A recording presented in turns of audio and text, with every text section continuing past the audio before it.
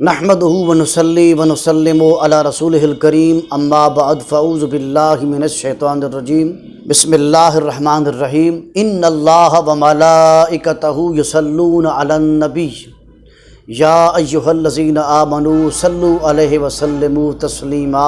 اللہ رب العالمین نے ارشاد فرمایا، بے شک اللہ اور اس کے تمام فرشتے اپنے نبی پر درود و سلام بھیجتے ہیں۔ اے ایمان والو، تم بھی اپنے نبی پر درود اور خوب سلام بھیجو۔ اللہ جل مجدہ نے قرآن مجید کے اندر ہماری عبادات کا ذکر کیا ہے۔ نماز کا ذکر قرآن کے اندر ہے، روزے کا ذکر قرآن کے اندر ہے، حج پڑھنے کا ذکر، عمرہ کرنے کا ذکر قرآن کے اندر ہے۔ جتنی عبادتیں ہیں ان تمام عبادات کا ذکر قرآن میں ہے، لیکن اللہ جل مجدہ نے کسی ایک مقام پر بھی یہ نہیں فرمایا کہ لوگو تم روزہ رکھو، میں روزے رکھتا ہوں، لوگو تم نمازیں پڑھو، میں نماز پڑھتا ہوں، لوگو تم حج عمرہ کرو، میں حج اور عمرہ کرتا ہوں، لوگو تم زکوٰۃ دو، میں زکوٰۃ دیتا ہوں۔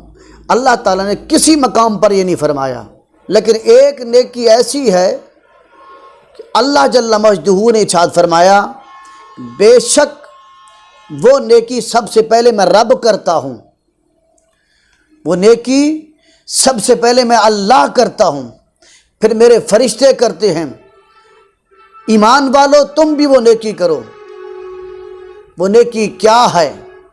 اللہ تعالیٰ نے اس نیکی کے اندر اپنے بندوں کو بھی شریک کر دیا اور اپنے فرشتوں کو بھی شریک کر دیا۔ وہ نیکی کیا ہے؟ وہ نیکی درود پاک ہے، اپنے محبوب پر، اپنے نبی پر درود و سلام پڑھنا ہے۔ قرآن مجید میں ایک مقام پر ارشاد فرمایا، وَإِذْ قُلْنَا لِلْمَلَائِكَةِ اسْجُدُوا لِآدَمَ فَسَجَدُوا إِلَّا إِبْلِيسَ۔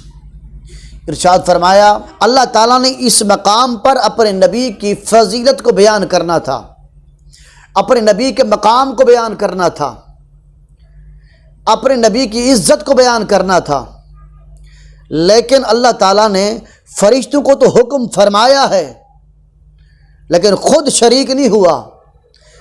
اس مقام پر بھی اپنے ایک نبی کی عظمت کو بیان کرنا تھا، اپنے نبی کے ایک مقام کو بیان کرنا تھا، اپنے نبی کی فضیلت کو بیان کرنا تھا۔ اللہ تعالیٰ نے اس مقام پر پہلے یہ فرمایا ہے، بے شک اللہ، تحقیق اللہ اور اس کے تمام فرشتے اپنے نبی پر درود و سلام بھیجتے ہیں۔ یہ فرما کر آگے فرمایا، یا ایھا الذین آمنوا صلوا علیہ وسلموا تسلیما۔ اے ایمان والو، تم بھی اپنے نبی پر درود بھیجو اور خوب سلام بھیجو۔ پروردگار، ہم اپنے نبی پر درود و سلام بھیجیں تو کیا ملے گا؟ اللہ تعالیٰ نے اس کا بھی حال ارشاد فرما دیا۔ خود آقا علیہ السلام نے ارشاد فرمایا آقا علیہ السلام نے، جس کو پروردگار ہم نیکیاں کریں، عبادتیں کریں، ریاستیں کریں، تیرے محبوب پر درود و سلام بھیجیں، اس درود پڑھنے سے ہمیں کیا ملے گا؟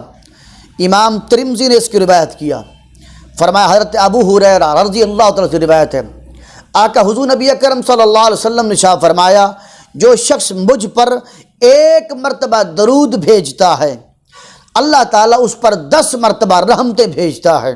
یہ 10 نیکیاں جو ہیں انسان کو اپنے محبوب پر درود و سلام پڑھنے کی وجہ سے ملتی ہیں۔ درود شریف اپنے محبوب کی قربت کا ذریعہ ہے، اپنے نبی کی قربت کا ذریعہ ہے۔ قیامت کے روز کون سا بندہ ہوگا جو اپنے نبی کے قریب ہوگا؟ وہ عمل کیا ہوگا؟ وہ عمل یہ ہے، حضرت عبداللہ بن مسعود رضی اللہ تعالیٰ روایت فرماتے ہیں، آقا حضور نبی اکرم صلی اللہ علیہ وسلم شاہ فرمایا، قیامت کے روز لوگوں میں سے میرے سب سے زیادہ قریب وہ شخص ہوگا جو اس دنیا میں ان میں سب سے زیادہ مجھ پر درود پڑھتا ہوگا۔ معلوم ہو گیا قیامت کے روز آقا حضور اسلام کے قریب، حضور کی قربت کا ذریعہ جو ہے وہ حضور اسلام کی ذات پر کثرت کے ساتھ درود شریف پڑھنا ہے۔ اس لیے میں اپنے ناظرین سے عرض کرتا ہوں، آپ دنیا و ما فیہا میں کامیابی چاہتے ہیں، آپ چاہتے ہیں کہ ہماری دعائیں قبول ہو جائیں، آپ چاہتے ہیں ہماری نمازیں قبول ہو جائیں، آپ چاہتے ہیں ہماری عبادتیں قبول ہو جائیں، آپ چاہتے ہیں ہم اللہ اور اس کے رسول کے قریب ہو جائیں، دنیا میں بھی اللہ رسول کے قریب ہو جائیں، قبر کے اندر بھی اللہ رسول کے قریب ہو جائیں، اور قیامت کے روز بھی اللہ رسول کے قریب ہو جائیں، تو اے لوگو تم اپنے نبی پر کثرت کے ساتھ درود شریف پڑھا کرو، کثرت کے ساتھ درود و سلام پڑھا کرو۔ یہ کثرت کے ساتھ درود و سلام پڑھنا اپنے نبی کی قربت کا ذریعہ بن جاتا ہے۔ جب اپنے نبی کی قربت کا ذریعہ بنے گا، انسان کامیاب ہو جائے گا۔